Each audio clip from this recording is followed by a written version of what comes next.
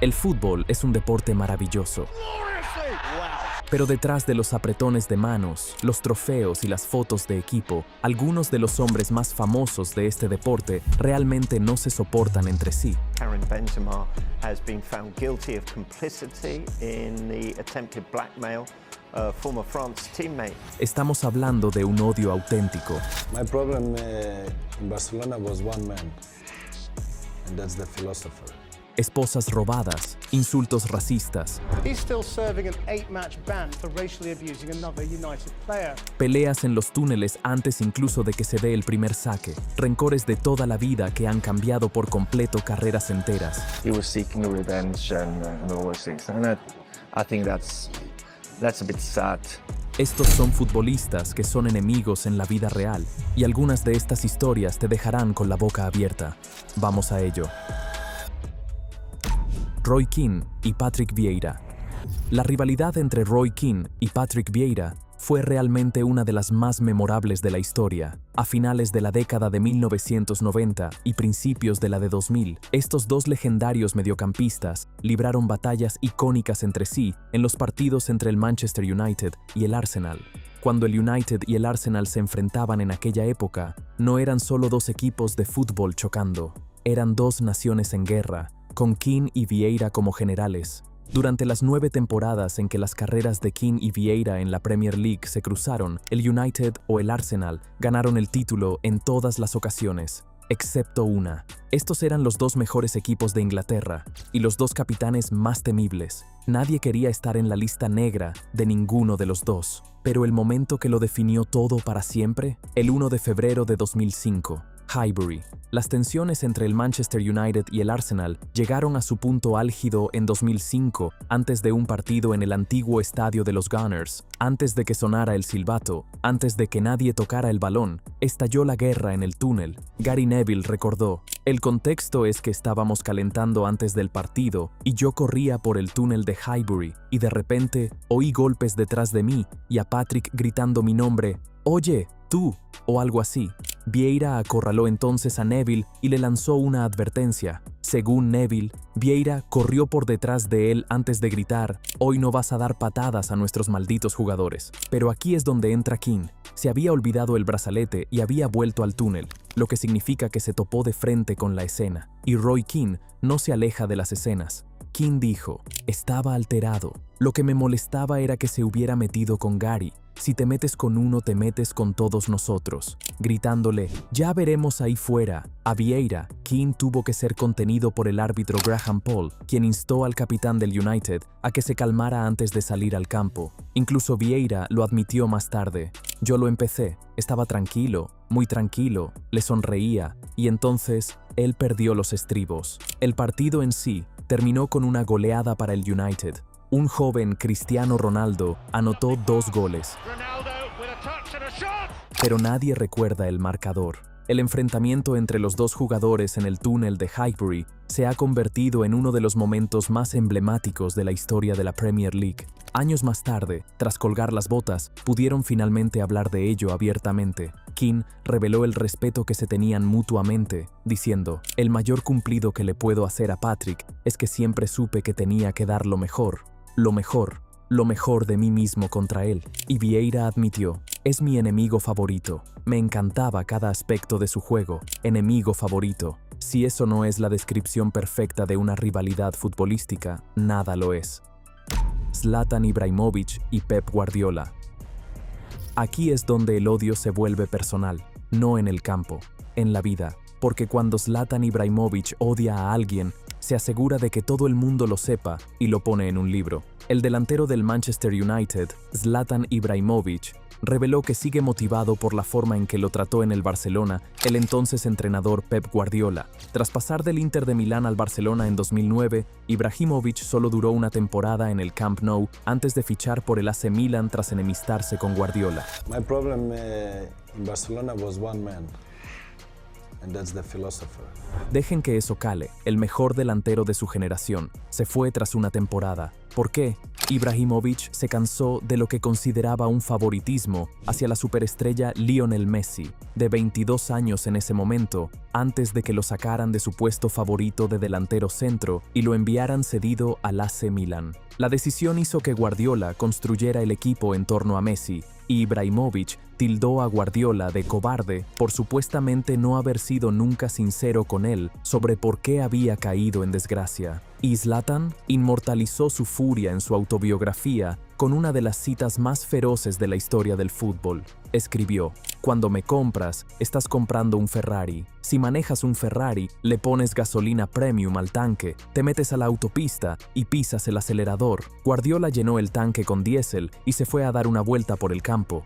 Debería haber comprado un Fiat, un Ferrari dando vueltas por el campo. Solo esa imagen. Menudo golpe. Ibrahimovic le dijo a Sky Sports Italia: "Yo entraba en una habitación y él se salía. Yo iba a reunirme con él y él se iba a otro lado. Entendí que había algo más allá del fútbol. La amargura nunca lo abandonó". Zlatan dijo: "El problema no era conmigo, era con él, y nunca lo aceptó. No sé cuál era su problema conmigo. Antes de que me uniera al Barcelona, me llamaba todos los días para que fuera, y de repente, la situación cambió. Teníamos el mejor equipo del mundo.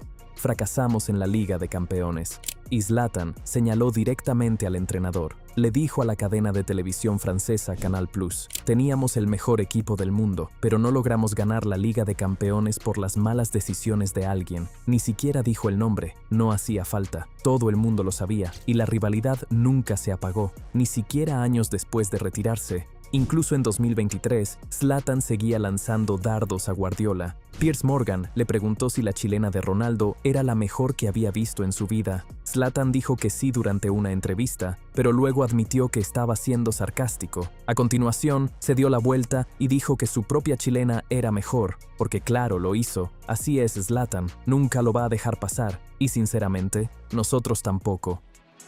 Mauro Icardi y Maxi López. Si pensabas que robarle la novia a alguien era malo, imagínate robarle la esposa a tu compañero de equipo, la esposa de tu mejor amigo, el tipo que te ayudó a adaptarte en un país extranjero, te llevó de vacaciones con su familia y te llamaba hermano. Sí, eso es exactamente lo que pasó aquí. Wanda Nara estaba casada con el ex internacional argentino Maxi López, quien hizo todo lo posible por ayudar a Icardi a adaptarse a Italia cuando se unió a la Sampdoria en 2011. Los dos hombres se hicieron muy amigos cuando López se unió al club un año después e incluso comenzaron a irse de vacaciones juntos. Pero cuando el matrimonio de López y Nara entró en crisis, comenzaron a circular rumores de una aventura que involucraba a Icardi. El propio Icardi escribió sobre ello en su autobiografía. Reveló: "El día antes de partir para una gira de amistosos en EEUU, recibí un mensaje de Wanda. Me sorprendió porque normalmente hablaba con Maxi, no con ella. Me preguntó si podía comprarle un iPad nuevo en EEUU, ya que en ese momento aún no estaba disponible en Italia. Un iPad". La aventura que destruyó una amistad comenzó con una petición de un iPad. Esto no se puede inventar. Nara se casó con Maxi López el 28 de mayo de 2008. El matrimonio duró hasta noviembre de 2013, después de que López la acusara de engañarlo, aunque ella acusó a López de repetidas infidelidades conyugales. Y luego, eso llevó a la separación entre Nara y López, y ella se casaría con Icardi a principios de 2014, 5 meses después del divorcio. El hombre que le robó a su esposa ahora tenía un anillo en su dedo. López quedó absolutamente devastado. La temporada siguiente, durante el partido de la Serie A de abril de 2014 entre la Sampdoria de López y el Inter de Icardi, López se negó notablemente a darle la mano a Icardi, lo que llevó a la prensa internacional a bautizar el partido como el Derby de Wanda. Y luego, Icardi tomó la extraña decisión de tatuarse a los hijos de López y Nara en el brazo, publicando un mensaje en Instagram en el que decía que amaba a estos 3 angelitos, una jugada que parecía diseñada para echar sal en las heridas de su viejo amigo. ¡Qué descaro tan absoluto! Y la historia se vuelve aún más descabellada. El exfutbolista argentino Gonzalo Vergesio reveló más tarde que, tras el escándalo, la mafia siciliana le ofreció a Maxi López un plan de venganza contra Mauro Icardi. Sin embargo, López, que no quería agravar las tensiones, rechazó la oferta diciendo: "Tranquilos, dejémoslo aquí. La mafia se involucró, López dijo que no. E incluso después de todo eso, incluso después del tatuaje, las publicaciones en Instagram, la familia robada, López declaró más tarde que no se sentía cómodo con la situación, ni con el hecho de que Icardi y Nara publicaran fotos de sus hijos en las redes sociales sin su consentimiento. Algunas heridas nunca sanan, y algunas traiciones te persiguen para siempre. John Terry y Wayne Bridge. Hablando de traiciones entre compañeros de equipo, hablemos de la que dejó a toda Inglaterra en estado de shock, la que acabó con una amistad, descarriló carreras internacionales y produjo uno de los momentos más icónicos en la historia de la Premier League, un apretón de manos que nunca ocurrió. Los compañeros de la selección inglesa, Wayne Bridge y John Terry, se vieron envueltos en una escandalosa disputa cuando se afirmó que este último había tenido una aventura con la entonces novia de su amigo, la modelo de lencería francesa, Vanessa Perroncel. La pareja había sido amiga íntima durante mucho tiempo, y durante un tiempo incluso fueron vecinos en una urbanización cerrada en Surrey. Wayne estuvo con John en el Chelsea durante 5 años hasta que se mudó al Manchester City en 2008. Vecinos, compañeros de equipo en el Chelsea, amigos íntimos durante años. Y entonces, supuestamente, Terry hace lo que hizo. La historia estalló en la prensa. Terry intentó obtener una superorden judicial para mantenerlo en secreto, pero un juez la desestimó.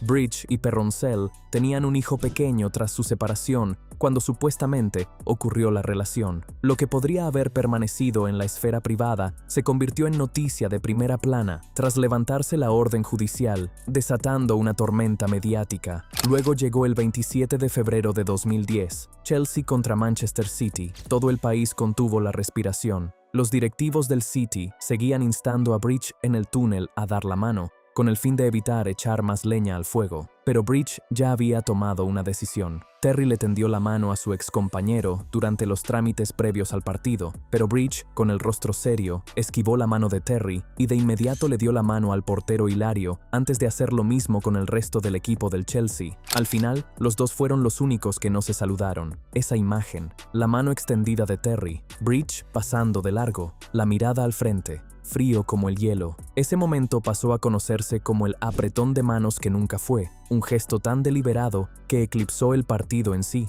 No fue simplemente un desaire, fue la ruptura pública de una relación que ya se había destruido en privado. Las repercusiones también llevaron a Wayne Bridge a anunciar su retiro del fútbol internacional en 2010, lo que significaba que no se uniría a la selección junto a Terry para la Copa del Mundo en Sudáfrica. Dijo en ese momento que la selección de Inglaterra sería insostenible y potencialmente divisiva con él y Terry entre las filas de la nación. Renunció a su sueño del Mundial antes que compartir plantilla con el hombre que lo traicionó. Los dos antiguos amigos y compañeros de equipo siguen sin dirigirse la palabra. Y, como es comprensible, ni Terry, ni Bridge, ni Perroncel quieren hablar de la supuesta aventura amorosa que acaparó la atención de la nación. Años después, la herida sigue abierta. Sergio Ramos y Lionel Messi. Ahora centrémonos en el escenario más importante del fútbol de clubes, el clásico, Real Madrid contra Barcelona, la rivalidad que definió toda una era del fútbol. Y en el centro de todo ello, un defensa y un delantero que sinceramente no se soportaban en el campo. Durante casi 15 años en los partidos del clásico, Ramos se propuso como misión intentar sacar a Messi de juego, marcándolo con una firmeza que, por decirlo suavemente, era considerable. El excapitán del Real Madrid protagonizó toda una serie de entradas espantosas contra el argentino y fue expulsado por 2 de sus muchas acciones escandalosas contra el 6 veces ganador del Balón de Oro. Piénsalo, expulsado 2 veces, específicamente por lo que le hizo a Messi. Y no solo fueron entradas torpes, una fue una patada salvaje en una goleada de 5-0 en 2010, antes de que se lanzara con los 2 pies sobre Messi 7 años después. Pero el momento que hizo que todo el mundo del fútbol se detuviera fue en marzo de 2019, Santiago Bernabéu. Primera parte. Ramos le dio un codazo intencionado a Messi justo antes del descanso. Los dos se encararon y levantaron la cabeza con ira, el uno hacia el otro, antes de que el árbitro y los compañeros de equipo intervinieran. Lionel Messi tenía sangre en la boca tras un choque con Sergio Ramos durante el clásico de la Liga, según su compañero de equipo en el Barcelona, Gerard Piqué. Messi tenía sangre en la boca en un partido de fútbol, en televisión en vivo, frente a todo el mundo. Ramos se libró sin tarjeta y Piqué se enfureció después diciendo: «Lo que hizo Sergio Ramos fue claramente tarjeta roja. Messi estaba sangrando. Mi amigo Mateu Lahoz tampoco lo vio en la sala del VAR». Años más tarde, el propio Messi confirmó toda la intensidad de esta rivalidad. Messi dijo en el programa de YouTube de su sobrino: «Me peleé mucho con Sergio Ramos. Era el jugador con el que más enfadado estaba. Más tarde, en París, fuimos compañeros de equipo, pero en el clásico siempre nos enfrentábamos. El jugador con el que más enfadado estaba, de entre todos los rivales en una carrera de 20 años, Ramos era el indicado». El giro más cruel, terminaron siendo compañeros de equipo en el PSG en 2021. El mismo vestuario, el mismo campo de entrenamiento. Imagínate ese primer día de trabajo. Como el propio Ramos dijo una vez, simplemente no esperes que se den un abrazo después de un clásico. Es seguro decir que tampoco se abrazaban en los entrenamientos del PSG. Luis Suárez y Patrice Evra. Aquí es donde el fútbol deja de ser divertido y se convierte en algo mucho más oscuro, porque lo que ocurrió entre Luis Suárez y Patrice Evra el 15 de octubre de 2011 no fue solo un rencor personal. Fue un incidente que sacudió al fútbol inglés hasta la médula y desató un debate nacional. Liverpool contra Manchester United en Anfield, un empate a 0, pero nadie recuerda el marcador. Durante el partido, con Evra marcando a Suárez en un córner, el uruguayo le dijo algo al francés que fue completamente inaceptable. Evra lo recordó con detalle. En español dijo: «No me toques, no hablo con...». En inglés es: «No hablo con el...».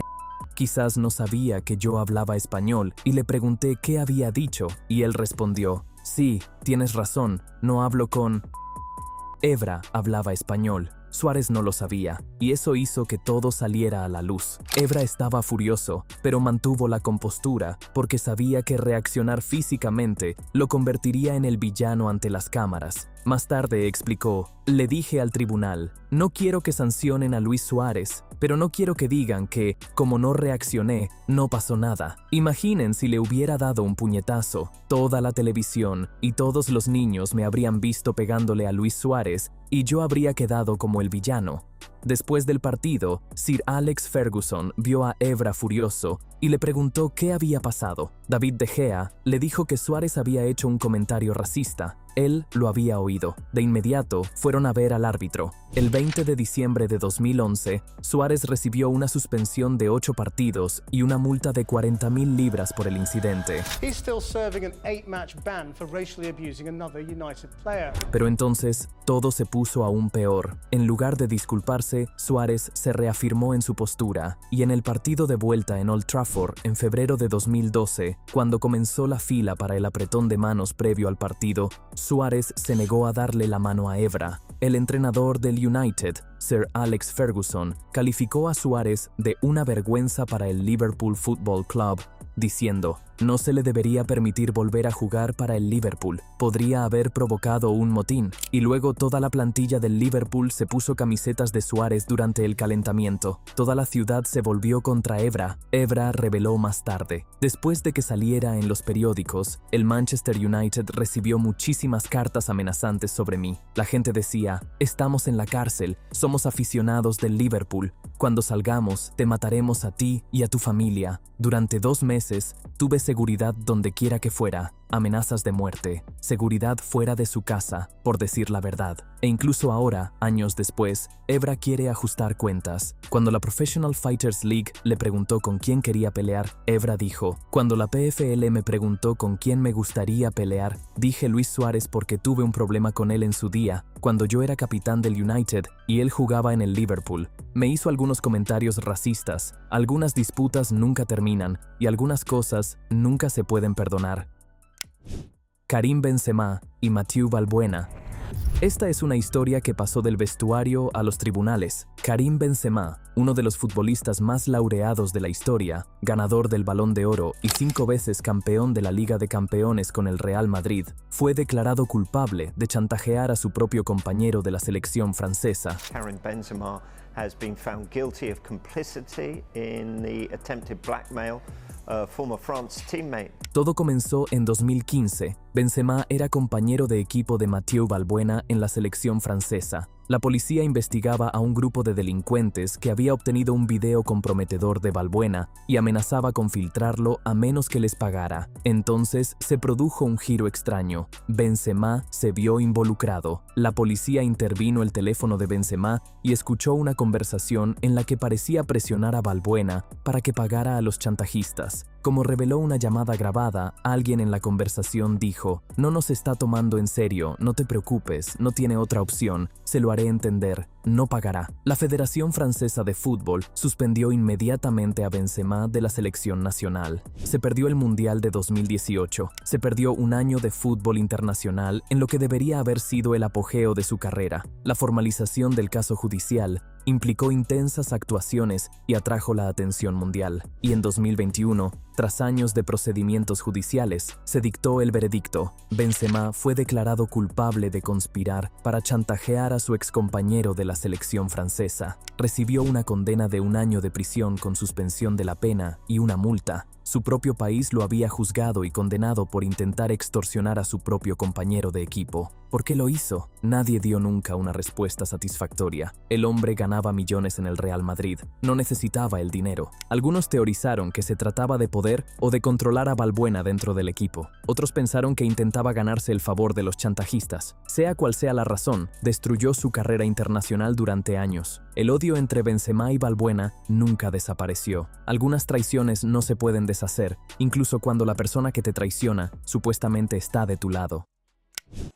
Erling Haaland y Roy Keane. Y terminamos con uno que es más complicado que la mayoría, porque este odio no es entre dos jugadores que se pelearon en la cancha. Es un odio heredado a través de la familia, un odio transmitido como un apellido. Roy Keane acabó con la carrera de Alfie Haaland. Esa es la conclusión. En septiembre de 1997, el Manchester United se enfrentó al Leeds United y Keane entró con una entrada sobre Alfie Haaland que lo dejó desplomado en el campo. Alfie sufrió una grave lesión de rodilla y nunca se recuperó del todo. He was seeking revenge and all those things, and I think that's a bit sad. Siguió jugando unos años más, pero nunca volvió a ser el mismo jugador. Y Keane, más tarde, admitió en su autobiografía exactamente lo que había hecho y por qué. Escribió que había esperado el momento adecuado para ajustar cuentas después de que Alfie se le encarara una vez y lo acusara de fingir una lesión. Cuando Keane regresó y se abalanzó sobre Alfie con esa entrada años más tarde, estaba saciando un rencor, deliberadamente. Lo admitió por escrito. Alfie Haaland sufrió años de lesiones y finalmente se retiró mucho antes de lo que debería. Su hijo Erling, el futuro ganador de la Premier League y la Champions League, posiblemente el mejor delantero del planeta en este momento, creció viendo a su papá pasar por todo eso. Creció conociendo el nombre de Roy Keane como si fuera el villano de un cuento para dormir. Y cuando Erling Haaland se unió al Manchester City, el antiguo club de su padre, y le preguntaron a qué equipo tenía más ganas de enfrentarse, sonrió y lo dijo claramente: al Manchester United. No hacía falta explicación. El odio era heredado, la motivación era real. ¿Y la revancha? Erling Haaland humilló al Manchester United una y otra vez, anotando a voluntad, celebrando en sus caras. Keane le destrozó la rodilla a Alfie. El odio de Erling se alimentó de ese recuerdo, y el mejor delantero de su generación, vistiendo el azul celeste del club que Keane intentó destruir aquella noche en el campo. Algunos rencores van mucho más allá del fútbol. Este llegó hasta la cima de la montaña. 8 parejas de enemigos, 8 historias de odio, traición y venganza que demuestran que el fútbol es mucho más que 90 minutos en un campo. ¿Cuál de estas rivalidades te impactó más? Cuéntanos tu opinión en la sección de comentarios y antes de irte, no olvides darle me gusta a este video y suscribirte a Goal Rivals para no perderte los próximos.